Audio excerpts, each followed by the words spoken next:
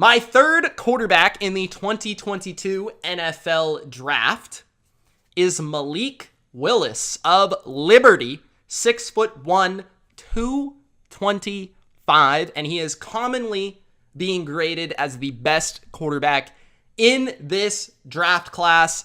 Now, I usually hit you guys with a few hot takes every now and again when it comes to my quarterback rankings, but Malik Willis is not my top quarterback, but I certainly see some transferable traits to the NFL that could make him very dangerous, and some things that I do think will make him very intriguing for NFL teams in the first round. But there are far too many questions and inconsistencies with his game that I don't think lend him to being my top or number 2 quarterback in this class.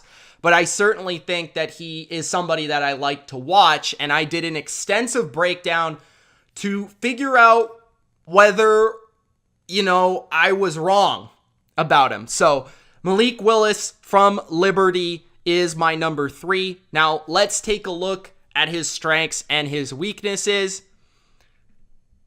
And my strengths for him, first thing that stands out, he's a playmaker. He's a playmaker as a passer and a runner. He certainly can extend plays and make a difference that way. He can make throws on the run, although I don't think he's like a guy that I've seen in the past where I wouldn't compare him to like a Mahomes or a Herbert or a Zach Wilson even. Those guys that were just dynamic out of the pocket throwing the ball. I think Willis does more damage with his legs, and he can see the field enough to make the throws on the run as well, and he does have a strong enough arm to make the throws on the run, but he's not like otherworldly to be able to make those plays.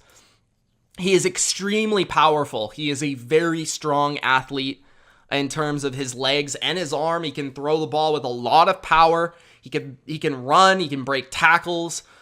He's very elusive. I love his like little jab step. His ability to kind of like make a guy go one way and go the other way, plant his foot in the ground and go. That lends to power and explosiveness, which is evident in his arm, his legs, evident in just his whole body. He's just a powerful beast of a quarterback.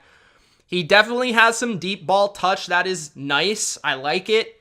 It's there. It's noticeable. And I do think he has a much more refined release than I was expecting to see. I think his mechanics and stuff like that are much more there and evident even than somebody like Trey Lance or Justin Fields last year, where I thought Justin Fields and Trey Lance, they had a lot more questions with their mechanics than people were discussing. Malik Willis actually has a pretty tight release, and his ability to throw the ball consistently is there as well. But there are some massive weaknesses with how I see his game. His reads, I mean, I just don't see much from the tape that suggests that he's ready to play in the NFL. He doesn't make a lot of reads in the offense. A lot of it is RPO stuff. A lot of it is like one read stuff. He even struggles to make reads when he's asked to. A lot of the times he doesn't want to throw something that is open. And I'm like, bro, just throw the ball there. Like, why aren't you throwing the ball to the guy that's wide open? Instead, he takes off and he runs, which is definitely a cause for concern because that's not going to be able to happen in the NFL. On top of that, his anticipation is definitely lacking. So his anticipation to throw the football to a guy that is about to get open is certainly lacking as well. So the main traits, again, guys, this is how I see the quarterback position. The main traits of the quarterback position I do not currently see with Malik Willis, which gives me a lot of cause for concern. He has all of the physical tools of the arm strength, the mobility, the movement skills, even the playmaking ability is all there. But as a system player and as an ability to just consistently go through reads, make the right throw, make the quick decision, and be able to see things before they happen, anticipate throws before they happen. That is 90% of quarterback play in the NFL. And these are things that I do not see currently with Malik Willis's game. He is an electric player, so I don't want to come across like I'm hating him. He's an electric player with a lot of upside, but a lot of these things are going to have to be coached into him, which is concerning for me.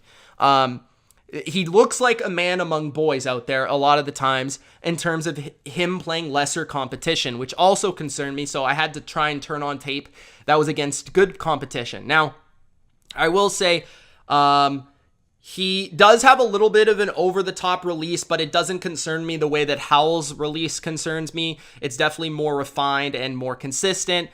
He does tend to hold on to the ball versus the blitz and try to do it with his legs instead of his arm. He doesn't really tend to hang in the pocket and make a quick read and throw like the best quarterbacks do. A lot of the times he tries to scramble away from pressure and run away from pressure and use his legs. He does seem like a good character and a good guy and a great spirit. You know, just looking at his pro day, he was always smiling. You know, he had a presence about him. I like that about him. What else? As a runner, I think he's really different from a lot of the guys that we've seen recently. I don't think he's actually that fast. Like, I don't think he's somebody that is going to be like Lamar Jackson where he can turn the corner on a defense and he's just gone.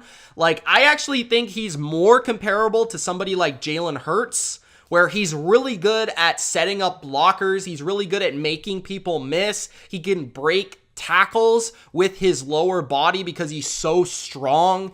And it's going to be really, like, he's going to fight for like 10 yards. He's going to make a guy miss. He's going to break a tackle. But a lot of times at college, guys are not as good at tacklers. Guys are not as fast. Guys are not as good of athletes and defenders, right? And they're not as good at just bodying somebody up and taking them down. And that's something that I don't know how that's going to really work in the NFL. Like, I definitely think he's going to be able to have some run packages and be able to make some plays running the ball, especially in short yardage and in the red zone. But I don't think he's going to be somebody that's breaking like a 40-yard run or like breaking a 40-yard scramble like Lamar Jackson or Kyler Murray do. I don't think he has that type of speed. But he certainly is very elusive and very powerful and tough to take down. His contact balance is very, very good. He tries to be Superman too much. I wrote this down. Like, he tries to kind of every play is the last play of the game, Deshaun Watson type of way, which will probably lend him. And I believe I heard something from PFF on one of their podcasts where he had the most big time plays, but he also had the most sacks. And he also had, so it lends to the way he plays. Definitely when I watch him play is like, he definitely holds on the ball, but he definitely can make the big plays when it pays off for him. I do think that he could fit in pretty well with like play action boot game, like those McVay type offenses, something that the Vikings have been running in recent years with Kirk Cousins, where it's a lot of play action and you can set up the run game as well. He did have a lot of RPOs in his offense, which also made it difficult for me to really truly assess when he was going through reads. It wasn't really there. There were even games where you didn't see him go through NFL type reads. He can be pressed and forced into some stupid throws that I thought just didn't make a lot of sense. And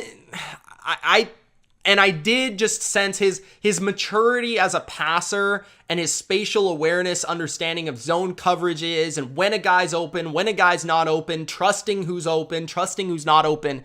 Those things were all so far away from being NFL ready that I had to put him at number 3. So personally, I see a lot of good with Malik Willis where he's somebody that can be a playmaker. He's somebody that can be a great runner. He's somebody that has a powerful arm and decent enough mechanics to work with, but you've got to be able to spend the time of working on his quarterback traits that are really truly essential to good quarterback play. Not even great quarterback play, good quarterback play in this league, which I think a lot of people are just not really talking about.